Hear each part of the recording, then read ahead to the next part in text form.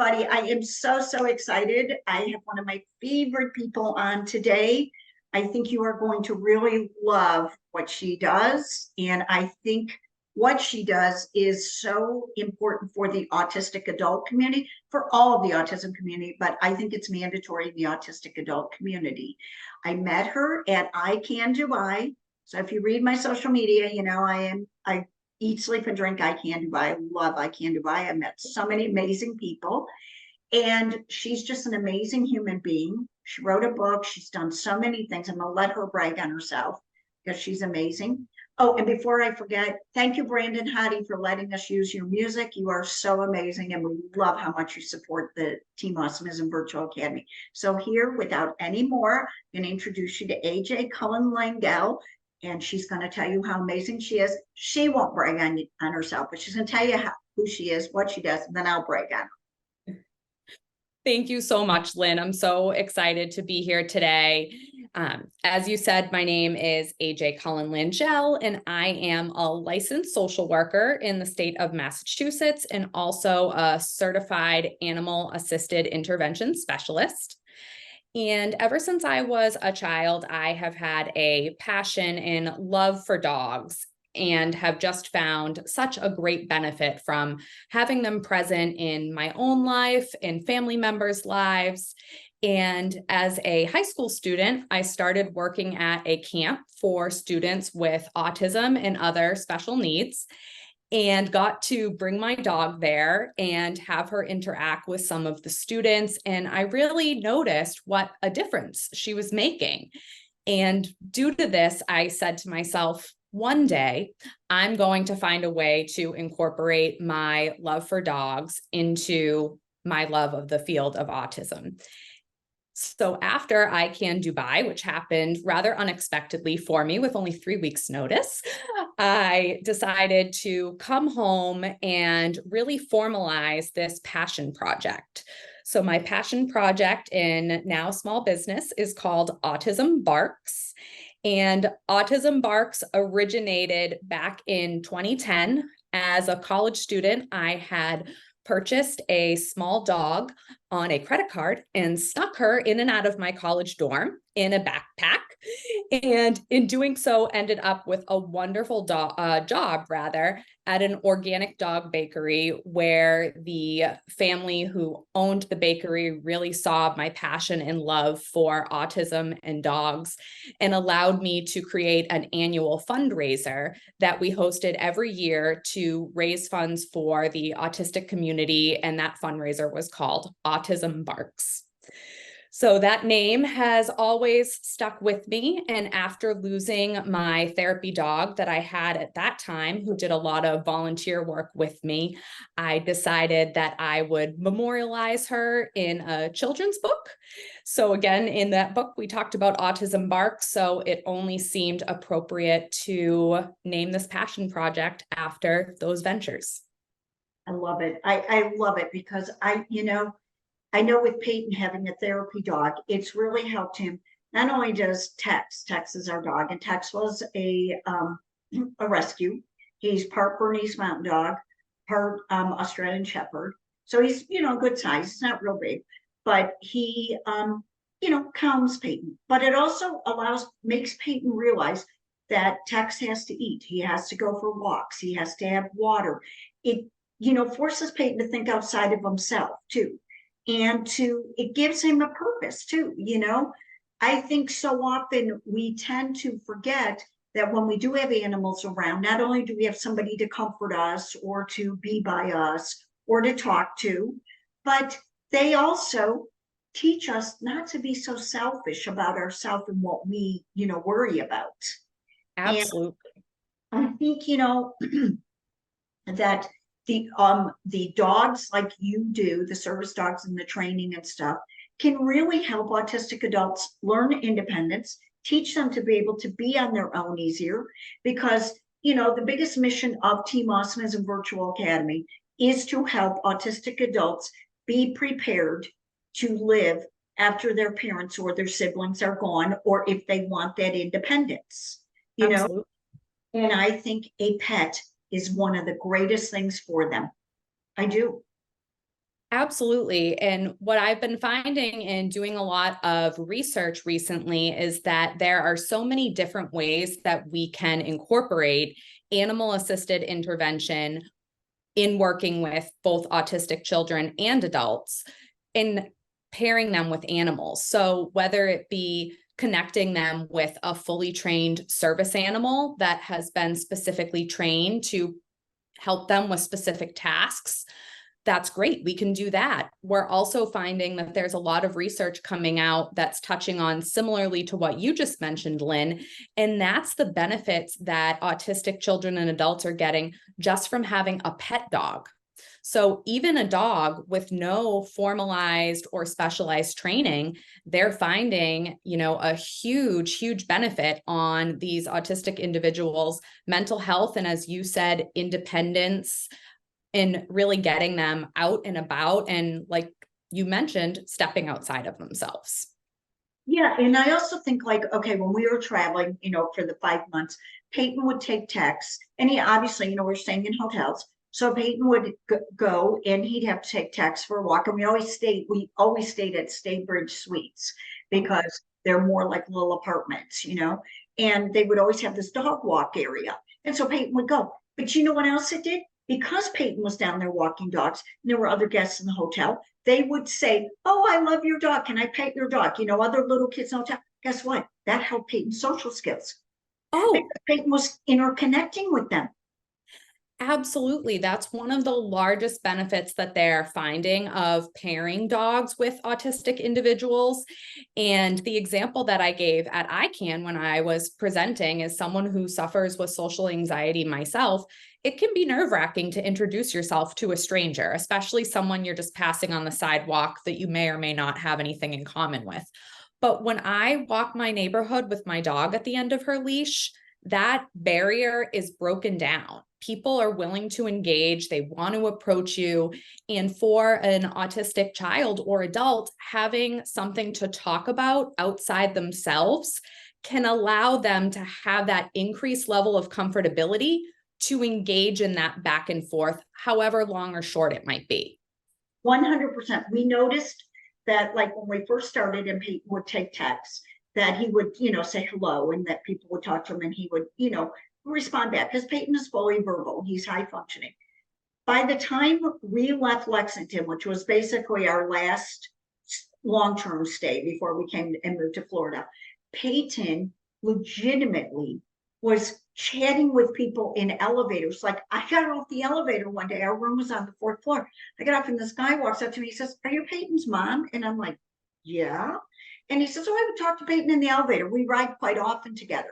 Well, it turns out they had originally started speaking because Peyton had texts and the guys made a comment about text. Well, then Peyton went into full social skill, talked to him, told him he was autistic, told him we were traveling, told him about the virtual academy.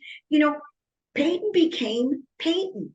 And I think that this is something that we don't always talk about that is so important for autistic adults, because if they need, their parents or their siblings are not always going to be there. Okay. Right. So if they go to work, they need to be social. They need to at least learn to say, "Well, how are you? I'm good," that sort of thing. So having this pet and people talking to you, they're learning it in a very unstructured, safe way. Exactly. And where they're able to talk about the dog, as I mentioned earlier, it takes some of that kind of stress and vulnerability about having to talk about yourself, because depending on the situation, the autistic adult may or may not want to disclose that they're on the spectrum. They may or may not want to disclose things about themselves, but if they have that dog to be able to refer back to, it makes the conversation much more easy to navigate while staying within a boundary that autistic adult is comfortable in. 100%. And I also think too that, like I'm speaking from a personal with Peyton. I've also noticed that, like with texts, that Peyton has more of a schedule because he knows Tex eats at certain times. Tex has to go out. There's certain things, Tex is, because he's Bernie, he has those big ears, right? And so he has to have the ear stuff. And he stayed with my oldest son for a few days because my oldest son lives here in Orlando.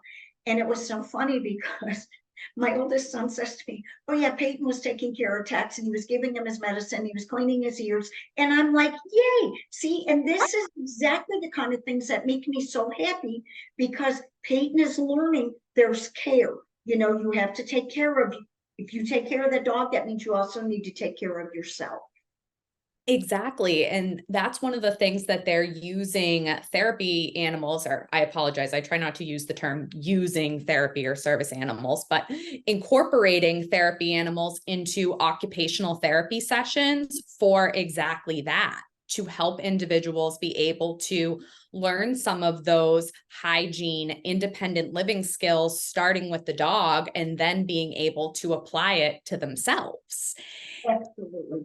And it's much easier to, for any of us to be able to put that focus on, oh, this dog is I think it needs a tub. It must have gone swimming in the swamp. If it's my dog that's over on the other side of the computer right now, as opposed to having to really be like, oh, maybe, I need to take a shower on a more regular basis. And it's such a natural way to fine tune those skills in a way that's not intimidating and that you're not necessarily having to put yourself in a vulnerable position, like talking to an occupational therapist or a staff person about your own hygiene and why it's important.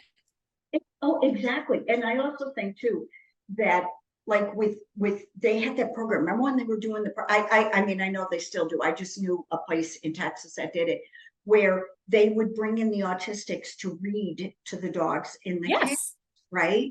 Because they found that they were afraid to read in front of other people because their reading skills weren't always there. The dogs and the cats were not judging them, and the dogs and the cats were becoming more calm because they were there speaking with them.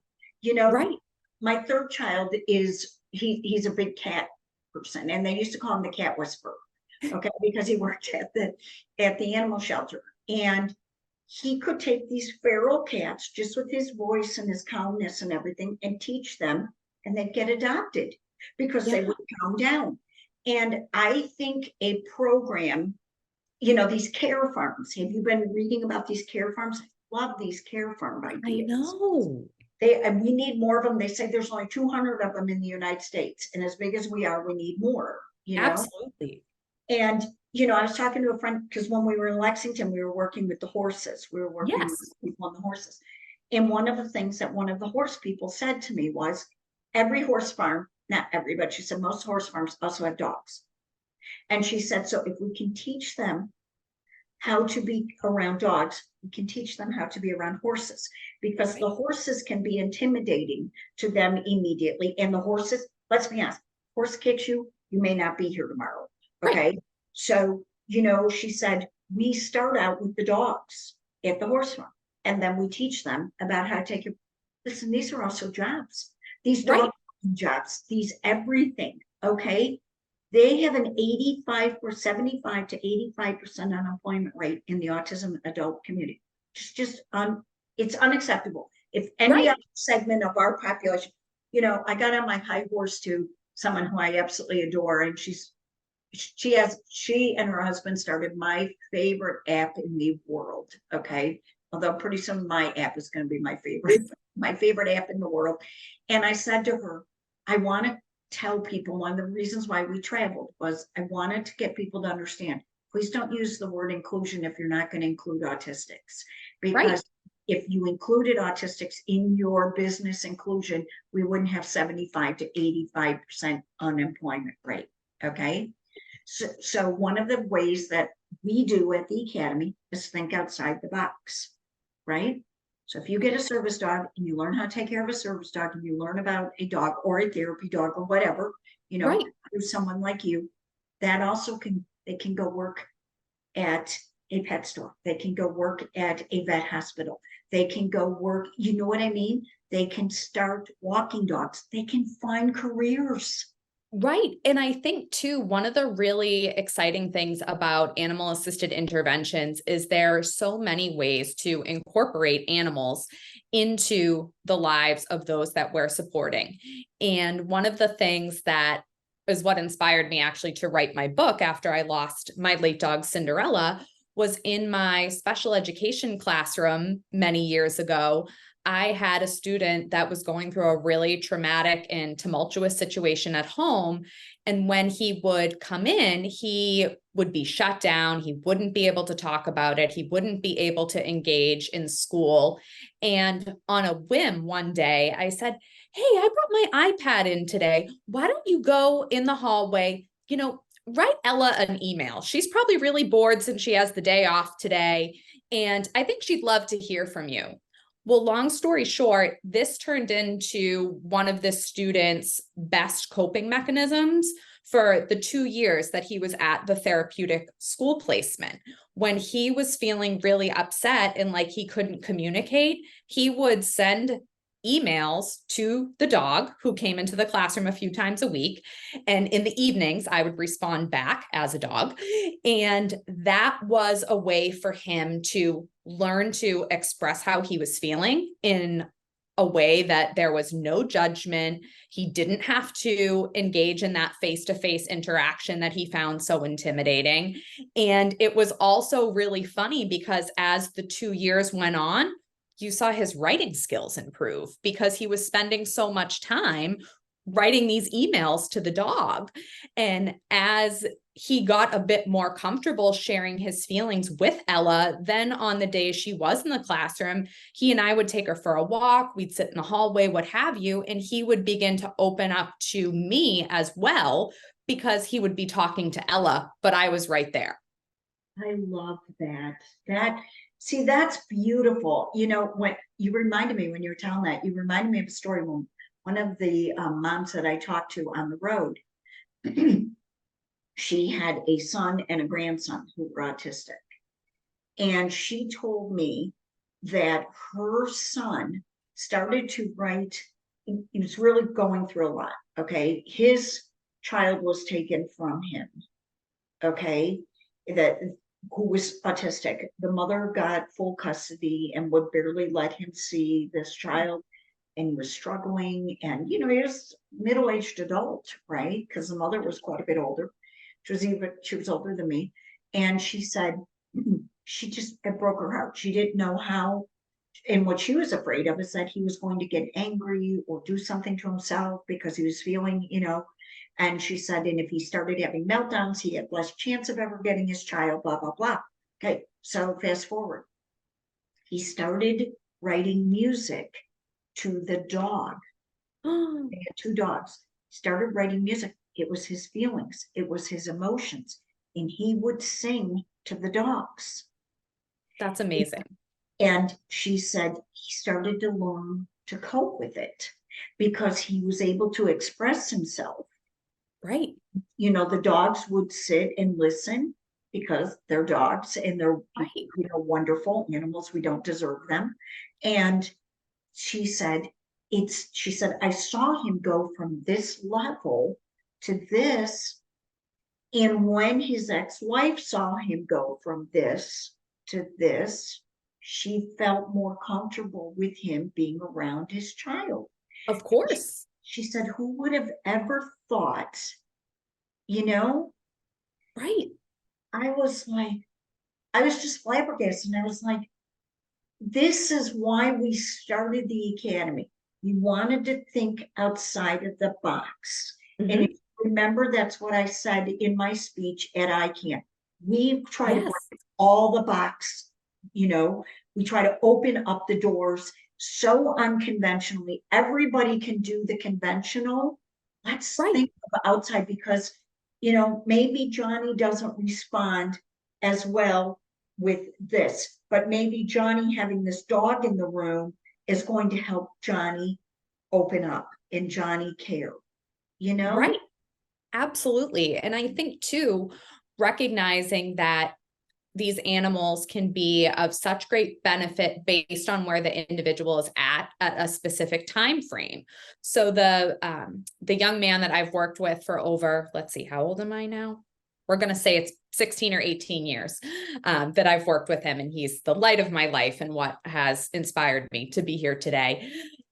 When I was younger and we first started working together, he loved my childhood dog. She was a black lab, and he had always been, kind of nervous around dogs, wasn't really super keen on them. Jessie was very old, and she had a variety of different tumors and required a lot of veterinary care, x-rays, etc. And the way he was able to connect with Jessie and found joy in spending time with her was in comparing her x-rays from the veterinarian to her tumors, growths, lumps, and bumps, because he had a real interest in x-rays. And what a way for him to build a bridge in something that we didn't expect. You're going to connect with a dog on x-rays. That's outside of the box. That's not, the typical experience. And he ended up developing a really strong bond with her. And I remember driving them one day, they're in my back seat. He's laughing and laughing. And I look in the rearview mirror and I said, "What's so funny back there?" And he goes, "Ha, dog ate cupcake with wrapper." And he had given the dog his entire cupcake from his lunchbox in the wrapper, and just thought that that was the funniest thing since sliced bread. And just seeing that interaction and that pure joy that he was able to get from those interactions that weren't your typical interactions that you may have with a dog was really powerful. And then also seeing him be very selective. So in the dog I got after Jessie, he was not a fan of her. So one of the things that I do think is always important to bear in mind is, while these dogs can have such an amazing effect on a lot of our autistic adults, it isn't a one size fits all approach. So there are certain adults that maybe a dog isn't appropriate for, but when we can find that right match, the benefits just blow me out of the water. Absolutely. And I agree. I mean, it's like everything. I mean, I have 4 children and my kids are all completely different. They all approach life very differently. And some things work with one and don't work with the others. I mean, my daughter and I were talking about this the other day. We were talking about when she was little, her learning style, because I homeschooled all my children. Her learning style was very different than my oldest son's learning style. And it's the same thing, like you said, maybe the dog doesn't interact or they don't do well with dogs. But for those who do, I want to see us be able to try to do more to make that a reality. Absolutely. I completely agree. And there's so many different ways that we can connect autistic adults with dogs and animal assisted intervention that it's such a span. It's almost like if the individual is interested and enjoys dogs, there's a way to connect them, whether it be with helping them get a pet and maintain taking care of that dog in their home. Or maybe they love dogs and they want to be around them, but they don't necessarily want the responsibility. One of the things that we do at Autism Barks is connect individuals and families with local therapy dog organizations. So maybe an individual or family is nervous about biting the bullet. Do I want to get a dog? Do I want that responsibility? Well, why not engage with a therapy dog and a trained therapy dog handler for a variety of sessions and see, how do you relate to that dog? Is that something that you do feel you're benefiting from? And then with that knowledge and that experience and exposure, being able to make an educated decision as to, do I want a pet dog just for companionship? Or do I feel like I want to pursue a fully trained service dog that may be able to assist me with specific skill deficits that I might have? That's great. That's great advice. See, I didn't think about it from that, but you're right. And that's true. Well, when Peyton was little, he didn't like dogs. He was scared at the dogs because where we lived, the neighbor across the street had a very yippity yip yip dog. And the dog was very aggressive and it scared Peyton. And so Peyton's first pet was a goldfish. Okay. And he called it samak, which is Arabic for goldfish, because I taught him Arabic when he was little, so he spoke some Arabic. And so he named it. Was so funny because we were leaving the pet store and we were walking in the parking lot, and we were in Northern Virginia at the time. It was hilarious. And we're walking out to our car, and I said, Peyton, he had all the stuff. And I said, what are you going to name your goldfish? And there was a gentleman walking the opposite direction, and he looks at me and he says, Sama. And the guy turns around and goes, that's Arabic for goldfish. And Peyton goes, I know. And the guy just kind of looked at us like, you guys are speaking it like, here we are, blind blues, like it was just funny to him. And so I said, okay, so his first little goldfish, but it kind of taught him responsibility. And you know what? It was also a bonding experience for him and his brother that's just older than him, because Preston would do a lot of the cleaning of the aquarium stuff because Peyton was little, and they would do it together, and it was kind of fun. And he fed them, and he, got involved with them. And then slowly but surely he got to where I wanted him to do horse therapy. He did not want to do it. He was scared to death of the horses. Mm-hmm. So I said, okay. And slowly but surely he got where he wanted to be around dogs. He was okay being around dogs. Yeah. And then once then we got texts, and the rest is history. Now they're, thick as thieves. I mean, I hear texts go, because Peyton's room is upstairs in our house, and I hear text thump, thump, thump, thump, thump, thump, thump up the stairs, and thump, thump, thump, thump down the stairs. So I know Peyton's coming up and down, you know, and it's, and now he loves dogs. Now he talks to all the dogs. He's not scared of dogs. But when he was, he would just shake when a dog would come around. So at that age, a dog was not perfect for him to be around him. Right. And I think too, sometimes, I see with some of the autistic adults that I work with, they sometimes have a strong understanding of their skill set and their abilities that we sometimes as family members and caretakers, to go back to that kind of protective bubble I mentioned earlier, we're a little nervous. So, your family member may want to get a dog, and mom or dad or brother or sister is like, oh my goodness, they're never going to be able to take care of a dog. No, we can't do this. So finding ways too to highlight that autistic individual skills and ability to those family members or caretakers that may be a little bit apprehensive can also help them feel more comfortable as well about supporting that autistic adult in accessing animal-assisted interventions. Yeah, see, you make so many great points. I really feel like your knowledge needs to be shared everywhere. And I told you a little bit about this, but around the 1st of December, our app should be live. I know, I'm so excited. Congratulations. Thank you. We are so excited about it. It's our Teammates app, which is everyone who supports the Academy. We're still keeping now all the autistic adults will be on it too, but we're keeping the Academy separate on the Teachable, the way we have it, so that they can do tests and all that kind of stuff if they want.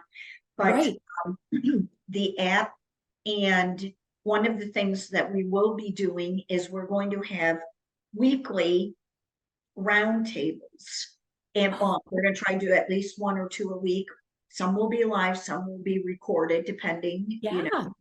And on the live ones, like someone like with you, if we could do a live, then parents who are thinking of going into bringing that, they could get on there and ask you questions in a completely judgment-free zone, which is part of why we're doing it the way we're doing it. Absolutely. And I would be honored and would love to do that. And I love that because the judgment can be so difficult. And, having a family member on the spectrum, there are certain questions that you may or may not want to ask, because you're going to think, well, do all the other parents know this? Am I going to look like foolish? Or is my, anecdote about my family member relatable to all these other people? And just like the dogs can take away the stigma and some of the social anxiety and fear for our autistic adults, creating these non-judgmental spaces for parents and caretakers is just as important, because at the end of the day, I truly believe that parents and caretakers really want to do what's in their child's best interest, whether they're a young child or an adult child. But as you know, there's so much information out there surrounding autism right now. It can be hard to know where to turn, what's evidence-based, what's not, what's going to work for my child, what isn't. Well, and I had a mom come to me, and this legitimately brought me to tears. I was so overwhelmed in a good way. She wrote me this very long, like 6-part thing in my DMs on Instagram. Yeah. And she said, I've been following you for a while. You don't, I've never talked about that my child is autistic because I don't want to hear the I'm sorry or all the other, things. And she said, my husband and I really struggled when we found out he was autistic. Yeah. And she said, I followed you. I see you sharing your story. I see you talking about, follow this person, follow that person.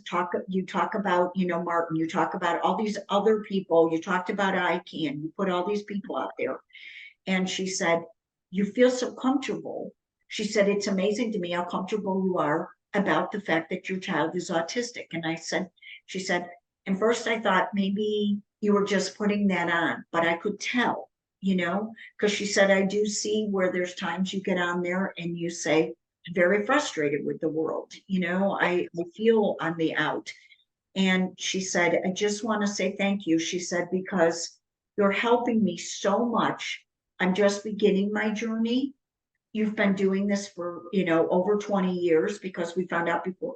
I knew Peyton was different right away because he was my youngest of 4. He didn't do the eye thing. He wasn't as cuddly. He only would sleep in a swing, when he started to walk, he walked, okay, I knew it. My pediatrician back then, they didn't want to test him until they were 4. My pediatrician looked me in the face and said, he is, I know he is, protect, just go with it. If he's not, after he gets tested, you've done everything the right way. Do not just sit and wait. And that was the best advice I heard because I was like, I was going through the divorce, I was dealing with everything.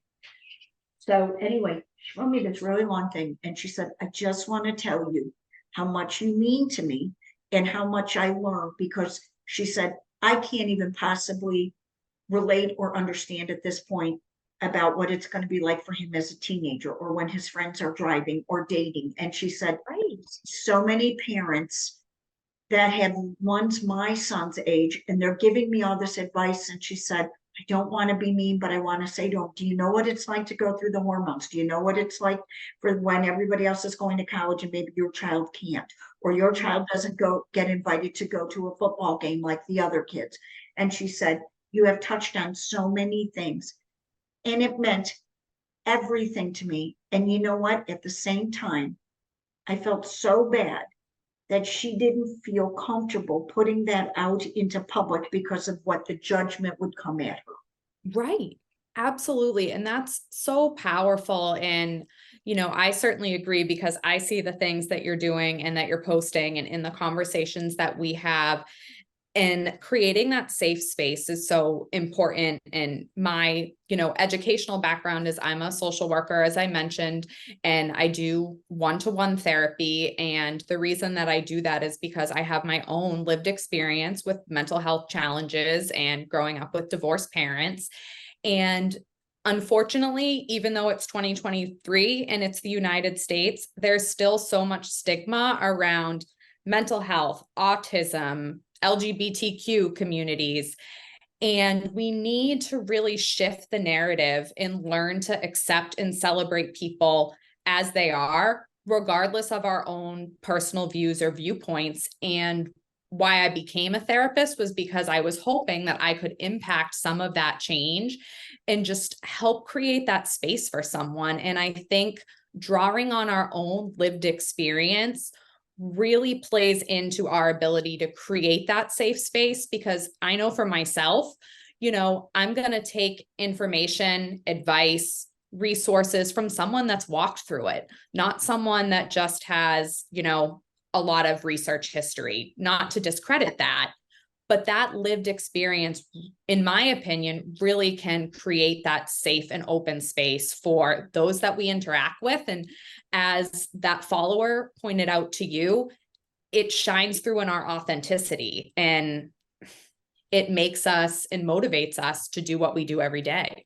I agree. And that's why I'm so excited about this app, because it's going to be for the teammates only. It will be, like I said, and also I want the teammates that are on the app to also help guide.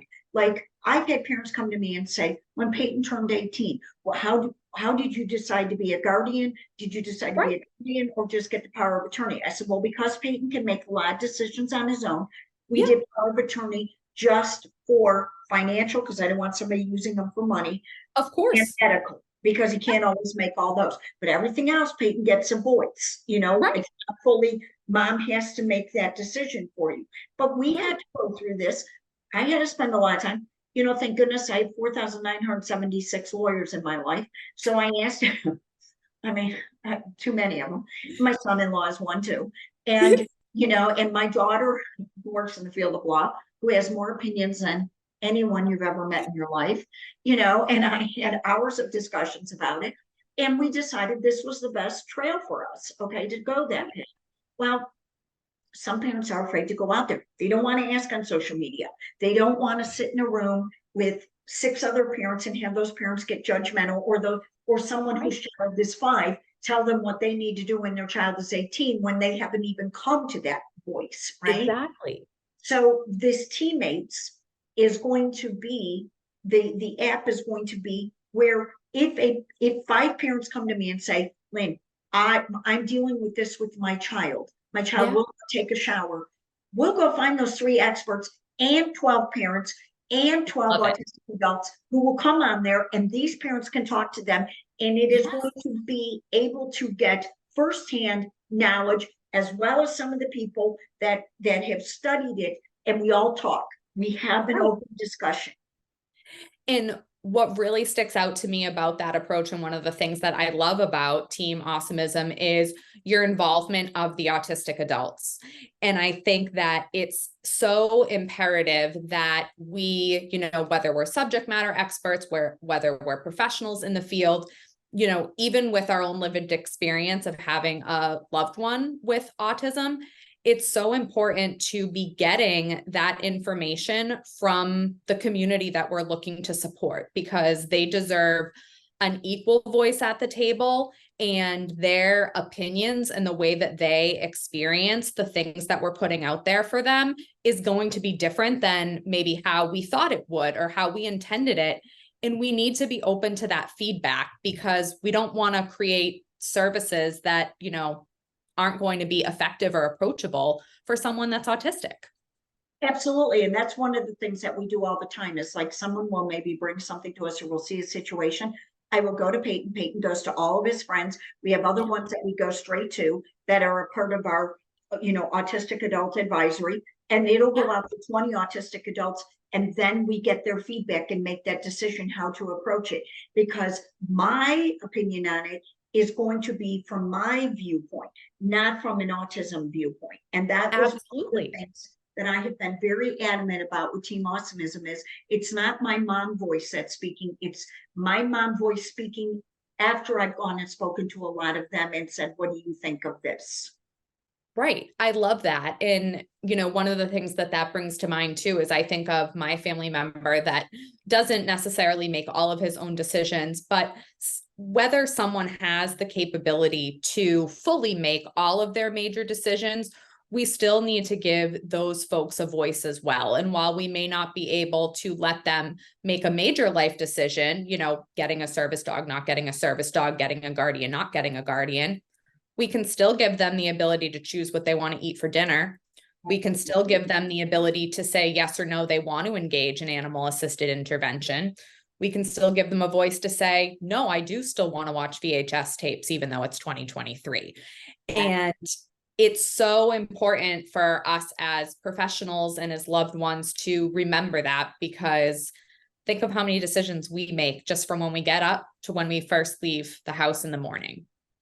Oh, you're right. You know, one of my dear friends, her son is mid to high functioning. And she made a comment to me one day. He's verbal, but he's not fully verbal. Like, he will talk to you, but like if you say something to him, he may give you a 3-word answer. Okay. Sure. And she said to me one day, she said, you know, the most frustrating thing for him, he told her this, is just, and this makes me emotional every time, just because I can't talk doesn't mean I don't think. And I thought, yes, you know, when we were at ICANN, remember the young man in the chair? Yes. Okay, this is what we're trying to do at Team Awesomism. This is why we're going to do these roundtables. This is why we are going to have a safe place that parents can come. And if people get judgmental, they're out. I am Right. not going to play that game of, you know, okay, well, you know, I'm going to make fun of you. And, you know, I see that on social media. I see them laughing at autistic adults. I see them laugh. I mean, I'm the first person jumping in to defend somebody. You come at Oh, somebody, come at you. You oh know, yeah, I absolutely. I've had people block me because I'll be like, well, look at you. Aren't you very special? Must be nice to be so perfect. That's why I put that one meme out quite often that says, when you're done talking about me, please pray for me so I can be as perfect as you. Because, you know, it's like, and I'm trying so hard, you know, this is why I have always told Peyton, you have awesomism, not autism, because God made you the awesome one, and the rest of us are the same, and you're the different one because you're awesome. And Right. I tell all autistics that when we were on the road, three most heartbreaking stories I heard, and they all motivated me to make Team Awesomism the most amazing thing ever. Is one mom, she's in stage 3 cancer. She has a 17-year-old mid-functioning child. Mhm. She has no one to take him when she's gone. She's worried sick about it. Worse. And I said to her, she said, please make sure you make this academy work because this, and her son joined so Yeah. he can learn skills, so he can learn life Right. skills, social skills. Said, don't worry. The other two that really broke my heart. One was a mom. We had our Team Awesomism shirts on, and Yeah. she stopped me. She was in a wheelchair. She had had a stroke from all the stress. She stopped me and she said, do you work with autism? I said, yeah. And I told her what we do. And she said, can I tell you something? Her son committed suicide, and he left her a suicide note that said, society doesn't understand me or accept me. I don't want to live in this society. Oh, And she that night went and looked at the academy and yeah. on her computer. And the next day she grabbed my arm and she said, please make this work. Please make this work. She said, because if my son had had Team Awesomism, he'd probably still be here because he would know he's okay. Right. And then we went, right after we met her, we went to this bakery in Orange City, Iowa. And it's a Dutch bakery. I'm Dutch, so I love all my Dutch streets. And we went to a Dutch bakery, and I was putting the thing up on the bulletin board, or card, and we had our Yeah. shirts. And the girl behind the counter started asking me about it. She said, my brother's autistic. And she said, he told me about a month ago, he sat me down and said, when mom dies, I'm killing myself because no one accepts me or understands me. That's so heartbreaking. And I said, please get him in the academy. We, you know, Right. and I realized that we had to, this is why we did the 5-month listening tour, the road trip for autism. Yeah. And I've Yeah. had people come to me and say, share all the stories you heard. I said, no, I'm not going to, because they're their stories to share. This was not about sharing everybody's story so I could say, look how great I am. This Right. is about what can we do for the academy, with the academy, to make life better for all of these people. What do they need? What do they want? And I realized this app is it, because it's going to be where we can all come together. We can help each other. We can literally, if a family comes to us like that girl with her brother can join, he can get involved. You know, maybe music is his thing. We'll connect him with these country music artists that are Yes. supportive of the academy. They'll Yeah. work with him and he'll have a purpose in life. And it's so powerful what you're doing with the app and the connections that you're making, because as I was hearing you, recant those stories, number one, they're just so horrible and heart-wrenching. And you and I and family members and professionals that are involved with autism know that, the co-occurring mental health diagnosis rate is really high in autism. The suicidality and suicide ideation is really high. And that's a major health and safety issue that Yeah. we need to do something about. And just like, no one person with autism is alike, no one neurotypical person is alike all of their peers. So in being able to connect folks to the app and to these connections that you're making, one of the things that stood out to me was I recently was reviewing a study that was done in either the UK or Ireland, and they studied the effects of pet ownership on autistic adults and the decrease in the suicidality and in the co-occurring mental health symptoms. And it was a very small sample. It was, it's one of the first studies of its kind. So the data is, very preliminary and still a lot more research to be done. But they were finding, to go back to what we were talking about when we first started, having to get out of the house and walk the dog, having to feed the dog, having that companionship was helping these autistic adults maintain something to live for. And while this may not be a band-aid for every autistic adult that's struggling with this, it was effective for some. So what you're putting together in your app is going to allow those individuals to access what their thing is that's going to give them that purpose. Like you said, whether it be country music, dogs, a job, who knows? But Exactly. bringing these outside of the box resources to the table so people can access what works for them, because traditional talk therapy isn't a one size fits all for everyone struggling with a mental health diagnosis. No, it's not at all. It's not at all. And this is exactly why, after being on this road trip, I realized this app, and that's why I said to, I was talking to one of my board of director, one of the advisors we have today, and I said to him, the thing that I'm so adamant on is I'm calling it the 50 weeks, because we will do 50 different things, because guess what? There's 50 different solutions, and we'll probably be able to almost reach everybody. Once a week, we'll do very intense. We'll have other things that will come in the app. We're going to have an area for blogs. So, anybody that wants to write a blog, they can put their blog on there. Okay, maybe they don't want to put it out. Like, I'll tell you, I have 2 autistic adults that want to do a podcast. They don't want to put it out in the general public because they don't want to be made fun of. They don't want people to say, I said, you can put your podcast on the app. You will get an audience that will understand you, that will support you, that will probably want to come on your podcast. Okay, yes. We're going to do that. We're going to have that. We're going to have a board. Part of it's going to be, you can go and see everybody's business that is owned by an autistic family or an autistic adult that they come to us. We'll put your business on there so we can support them. Okay. Right. Everybody else who is supportive of the autism community, their businesses will be on there. We're going to have a feel-good board where these good stories get passed along. Love that. Want this place, this app, to be the place where people can go. And you know what? Somebody said to me, is it just for autistic adults? I said, no, you know what? Its primary function is to give the autistic adults and their families a voice. But if you have a younger one, you can join, because you can see, we can also talk to you and say, we found this work, we found that didn't work for us. And maybe if you hear 10 different opinions, you'll find the right one for your child.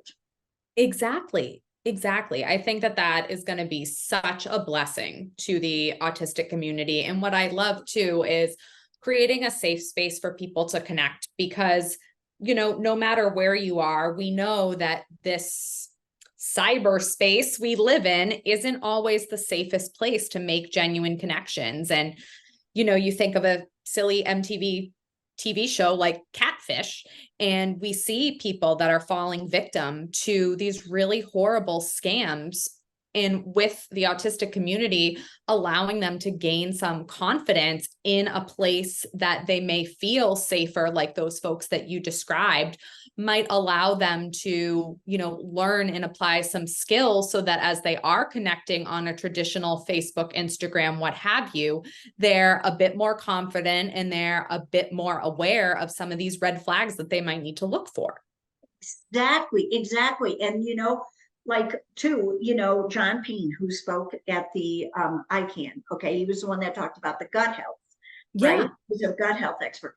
I'm going to have him on there because, we're starting to find there's so much connectivity between the brain and the gut, right? Hugely. So, a lot of times autistic adults are too embarrassed or shy to talk about that. Well, they can come on there and judge-free zone, because you're going to have to register to be on the app. We're going to charge $3.99 a month for two Yep. reasons. Number one, it's what funds the academy so that we can hire autistic adults and do everything we Of need to do course. for them. But also, the other thing too is people aren't as apt. They put their little credit card down and they get their name exposed. They're not as apt to get on there and smart talk and, come at you.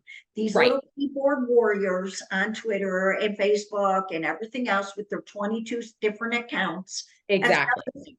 They're not going to come on there and make a fake name because it's going to match their credit card. Right. Exactly. Yeah, Yeah. I think that is wonderful. And I think too, it also is a way of kind of vetting who's on there, because I think today in the world of the internet, which is great, there's so much information at your fingertips. You don't know if the information that you're getting is necessarily accurate. So before we hopped on this podcast, I was looking to prepare some things for ICANN Tanzania. I Googled something. It was giving me information from 2007. So I was, able to discern, okay, this probably isn't the best, review here. But having something like that, I think too, because especially when you're talking about treatment modalities and evidence-based practices, we need to ensure that the information being shared is as accurate and appropriate as possible and not someone's jaded opinion. Exactly. And you just really hit on something that I'm adamant on too. Okay, let's say we bring in a doctor that talks about the situation. We will not just have one doctor. We will have 2, 3, 4, because otherwise you end up only here. I put out onto social media the other day because I'm so tired of the anger and the hatred, because I have my godson is Jewish. Okay. I have very close friends that are Jewish. I'm also have very close friends that are Muslims. Okay. Right. And I see these people who probably could not find Israel or the United Arab Emirates or Saudi Arabia on a map if their life depended on it, being experts on both Islam and Judaism on social media. And it really gets to me after a while, because I see people saying things and I'm like, that's not true at all. It's not true at all. Please stop saying that. Right. I put out the other day, I said, here's a little idea, guys. You don't have to hate someone to like someone else. I love that. And I think that's really powerful in what you were sharing about people, just thinking that they may be experts. It makes me think back to some of the work that I do with animal assisted intervention. In today's world, there is such an issue with fraudulent service dogs and fraudulent emotional support animals. And airlines have had to completely revamp their policies on emotional support animals. Our autistic individuals and other individuals with legitimate service animals are not being permitted access as they're legally allowed because of these, fraudulent practices, or people saying, well, my dog makes me feel better and I can buy this vest online on Amazon for $19.99. So now I can bring my dog to the movie theater.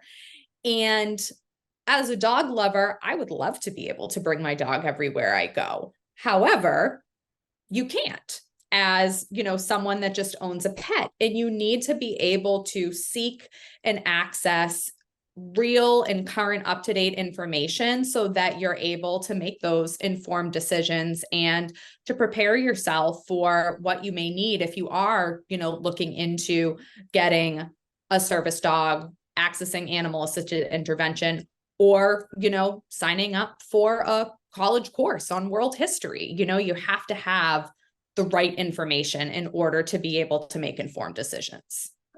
Absolutely. I mean, the amount of misinformation that is put out there, and that's why the other day I just finally had enough, because that's a very current event. So, and I had to laugh because somebody on my Twitter put the best thing out. He said, isn't it amazing how some people are experts on COVID, then they're experts on sports, then they're experts on wars, then they're experts on how a bill was written. He goes, man, how do they have it? how old are they that they're experts on 40 different topics? And Topics, right? and it's just so funny to me. I mean, and I don't know if you've ever seen, but I've been putting this out. I made this myself. I made the whole meme myself. It says, be careful broad brush stroking. You might just paint yourself. And, my dad always told me when I was growing up, two things of advice he always told me, and I really have tried to instill this in my children. Know what you don't know, because when you know what you don't know, you put the right people around you. Okay. Because that really stops that I know it all mentality. Right. And the second thing is find commonality with everyone you meet, because when you do, you open up the world so much better. And I have always, whether I was in Yemen, I've been to Yemen 3 times. Okay. And I have Arab friends who said to me, I won't even go to Yemen, and you're parading around Yemen. I'm like, I love the Yemenis. They're beautiful people. The history there was phenomenal. I've been all over the world. Okay. I find commonality. I don't care if I'm sitting at the pool here in Florida, right, or in Yemen. I find commonality with who I meet. Right. Because at the end of the day, we're all human beings. And that's one of the things that I would love to see be more expanded to the autistic community, because so often we're still finding that people are judgmental of autistic individuals in the community, in school, what have you, maybe demonstrating a behavior that seems abnormal to us as someone that's neurotypical, but just accepting people as they are. And if an autistic adult feels more comfortable not making eye contact with you when they're conversing, that shouldn't be held against them in a job interview. It shouldn't, make others be suspicious of them. Why can't we just accept people who they are and provide them with the skills, the resources, if they want to say, they come to a professional and say, I want to work on my eye contact. Great. But if they don't, we shouldn't be judging them because of that. It doesn't take away from their skill set. Well, one thing too that I really loved at ICANN, and I stand by this, my favorite parts of ICANN was this. When that doctor got up there and he said, all religions, all races, all creeds, all colors have autism. Right. And maybe, just maybe, and I know this is probably being a little Pollyanna, but maybe if we can get the world to be more accepting and more understanding of autism, because it goes across all borders, all barriers, everywhere. Okay. Look, we were in a Muslim country. Okay. Now you're going to Tanzania and Africa. Okay. We want to, there were Europeans, there were Americans. All of us were there, of all race, creeds, colors, and religions. We all have one thing in common. We're all trying to make the world a better place for autistics. And maybe if those of us in the autism community who really get up every morning and fight for this, and for them to be included in conversations, and if people really use inclusion properly and they include them, hire them, treat them with fairness, stop calling them all Rain Man, all the other idiocy that you hear, okay, and really do it. Maybe we can also break down some of the other barriers that we're seeing and we're feeling, because you know what? They deserve to be treated with respect, just like everyone else. And maybe, just maybe, it's going to take us in the autism world to help break those barriers, because we're out here. And that's why I loved ICANN. I did not meet one person there who didn't get up in the morning and fight for someone. Right. And what was so powerful to me as well was that ICANN wasn't just made up of professionals. It was also made up of parents and family members. And that's another voice that I think is important for us to have at the table as well, because they are the ones that are getting up every day and fighting for their individual, more so than, the rest of us who are well-meaning and give our all to that cause and to making a difference. But it's that parent that's woken up in the middle of the night, or that's hiding in the bathroom because their autistic adult might be experiencing some dangerous behaviors. they're the ones that are living it every day. And it's been interesting as well, because in my research on animal assisted intervention, they're also researching the positive effects of dog ownership and owning a service dog in the home for the parents. And they're finding a really huge benefit in parents' scores on their PHQ-9, which is a depression inventory. They're seeing it not only have positive effects on the individual who's paired with the service dog, but the whole family. Well, I don't know if you saw this, but the University of Wisconsin did a study and said, and you know, it's been talked about multiple times, but they did a study and they just came out with it not too long ago about how parents of autistic adults really do suffer from PTSD, from autistic children and adults, because we stress every single day about everything. And this is why I feel so strongly that while we're all uniting, we can maybe help change the, you know, I know it's Pollyanna, but you know what? If we make the world a little bit better, we've done our job. You know, I believe this so strongly. If when I leave, I've made life a little bit better for some people on this earth, I know I've done my job. You know, I see so many people on social media being so consumed with what car they buy, which house they live in, what kind of shoes they're wearing. And I think to myself, you know, there's so many people in need. There are so many people who are hurting. And this whole entire academy was designed and started because of a young man who's blind in one eye and deaf in one ear and mid-functioning autistic. And he and his mom and his brother were homeless. And we bought them a home. And his mother passed away and he was regressing because, as you know, if they're not positively stimulated, they regress. Right. And I said, I want to change his world because he deserved it. Right. And I said, if he's doing this, I know there's millions other, his name is Lloyd. Yeah. There's millions of other Lloyds out there. And I need to fight for that because so many parents say, I don't know how to fight. So you know what? That's what the app is for. Absolutely. And it brings to mind, I have a plaque that my mom got me in my office, and it says, be who God meant you to be, and you will set the world on fire. And I have that right next to my computer screen to remind me every day that getting up and fighting and doing this work may not affect world peace or solve every issue that we're currently facing. But if I can make one day better or one therapy interaction better for someone like my loved one with autism, then I feel like I'm being who God meant me to be. I agree. And I also think too, that it is more of a struggle for autistic adults when the world is ugly and angry because they feel it and they can't always understand why there's so much ugliness. So if we can make their world calmer, that also flows out. You know, just as anger and fire can flow in and disrupt, peace and calmness can flow out and help ripple down. Absolutely. Absolutely. And I love what you do. I totally support what you do. I think it needs to be a lot more out there, a lot more out there. I mean, I know Vanessa that's Peyton's little best friend, Melanie's therapy dog or service dog. I know Vanessa is the queen of their Sunday school class. Like when Vanessa comes, all the other ones are Vanessa, you know, like they compete over who's going to get more attention from Vanessa. Oh, right? Of course. Serious. And I love it. And that's why I wanted to have you on. I'd love to have you do a roundtable with us for the app.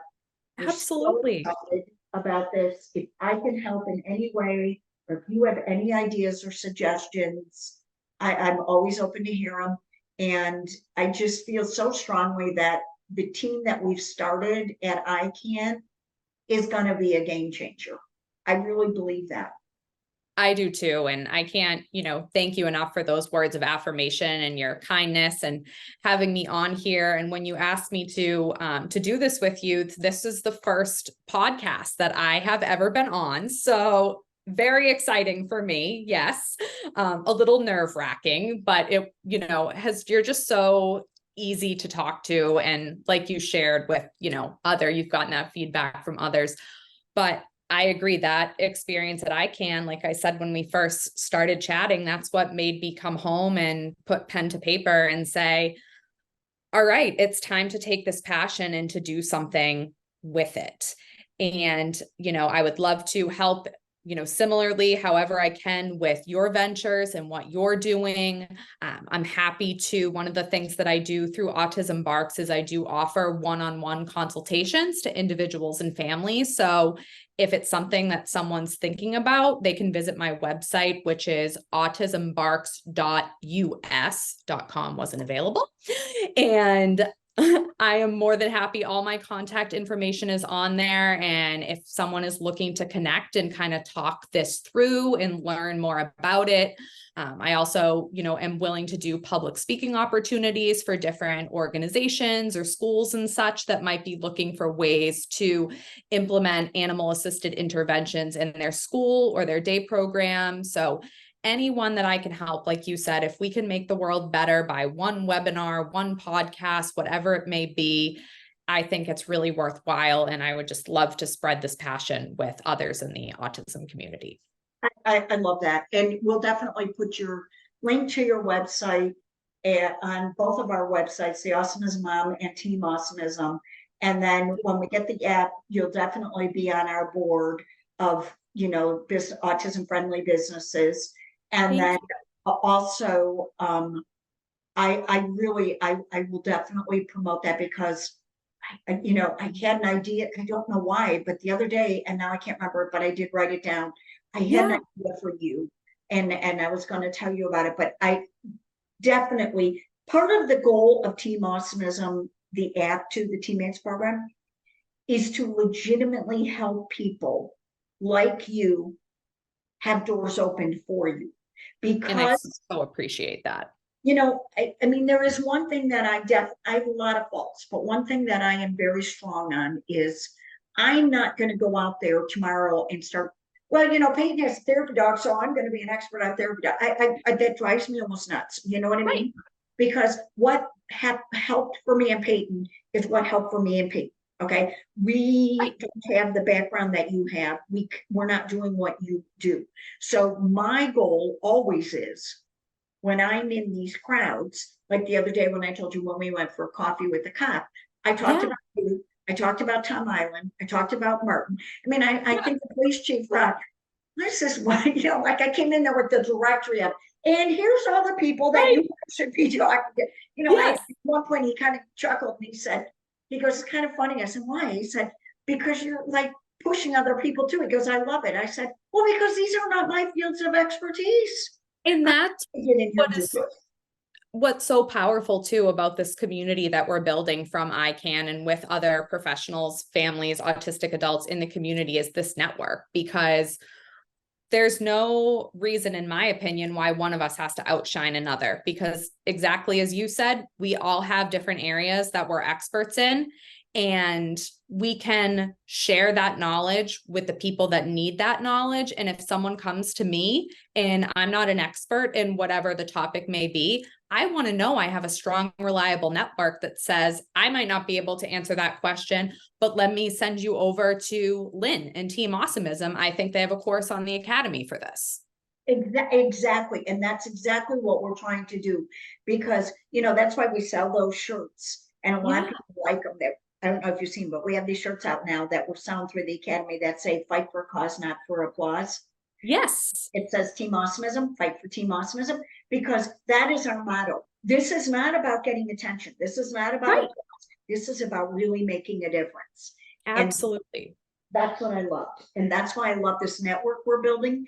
And that's why I'm super excited about this app, because it's going to be a collaboration of the right people who are out there for the right reasons. And, if I can help, let's just use Tom Island as a third party example. I can help Tom Island go and speak to 5 different police departments. Who benefits? Everyone, Right. because he's now training police departments how to behave with autism. Exactly. I can't go in there and do that. That's not what I'm good at. All I can do is get up and say what Peyton wouldn't Right. work with Peyton. But Tom Island, this is what he does. This is what he breathes. This is what he works on.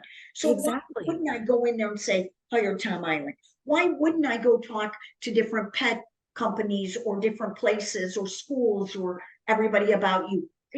I could walk in there with Peyton and Tex and say, this is work for us, but guess what? One out of those 500 that are in there may be able to relate to it. I want all 500 and you reach that. Thank you. It doesn't make sense. I see so many people hop, skipping and jumping. They see somebody, doing something and then, oh, they're doing that. It's like, no, Right. you don't have the background for that. Stop it. Exactly. And, really honing in on what our skill sets are. And like, I know that animals are my skill set. That's my level of comfortability. So finding a way to incorporate that into, my social work practice and in a way to connect the autistic community to that solution for those that it works for is, a dream come true for me. And also recognizing that, as we said earlier, it's not a one size fits all approach. So having those other resources to go back to and these connections in the field is invaluable because, as you know, having a child on the spectrum, it's different for everyone. And 100%. we have to meet people where they're at, not where we think they should be or where we want them to be at. Exactly. And my background is grassroots. We did grassroots. So building communities and like one of the things we're going to be doing on the app is myself and some friends of mine put together an amazing grassroots plan to help people that live in more rural areas be able to work with communities to make them more autism friendly without having a lot of money, without having the resources, without being, worried about, oh, I don't know my local mayor. We're gonna be doing that. We're gonna be doing a series of that. That's my background. That was my forte. That was my expertise. I did it in politics for 30 years. I also major homeschool activist. Okay. So I take the approach of homeschooling because I was homeschooling before people were homeschooling. Okay. Sure. My oldest is almost 40. Okay. Yeah. So I was homeschooling. So I take the homeschool approach to the academy too of let's try to teach you where you're at, not where somebody thinks you should be at. Exactly. And that's why I took those things. That's what I know. Now, if you want to have a class on geology, I'm going to go to my husband. He's a geologist. You want to have a class on cars, I'm going to go to my oldest son because he probably has forgotten more than most of us will ever know about a car. Yeah. He literally has friends call him up, not kidding. And he'll say, they'll say, my car's doing such and such. My son will say on the phone, do A, B, and C, hold the phone outside the car, drive, hear it. Then he'll tell him what's wrong. And 99% of the time he's right. Like that's his world. Okay. Right. If it's going to be about animals, I'm coming to you. If it's going to be about gut health, I'm going to John Payne. This is what we have to do. And that's what Teammates program is all about. That's why it's called Teammates.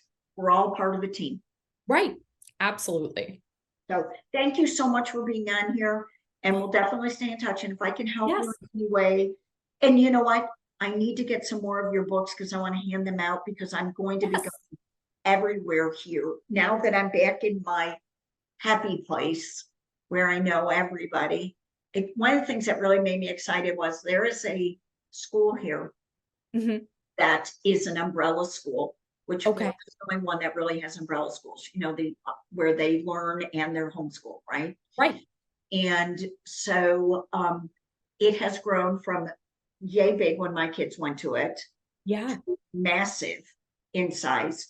And I'm going to go and talk to them. And I promise you there's special needs students in there or students because a lot of times parents take them out because of stress levels for them. Sure. And I'm going to definitely bring one of your books and say, look, I'd love to have you come and speak. I'd love to have her come and speak. Thank you. The parents who homeschool are committed to making sure their child learns properly. Absolutely. I would be more than happy to send you a stack of books. I'll send you a stack of business cards as well. And, that way you have it. And please, feel free to do the same for me, because as I said, we rise by lifting others up. Absolutely, absolutely. And so we will, a rising tide lifts all ships, and we have to remember that, So, well, thank you Absolutely. so much, and we'll definitely be in touch. Thank you. Have a wonderful night. Please say thank you to Peyton as well. I will. He All walked right. out. Have a great night, Lynn. Thanks again. Bye-bye. Bye.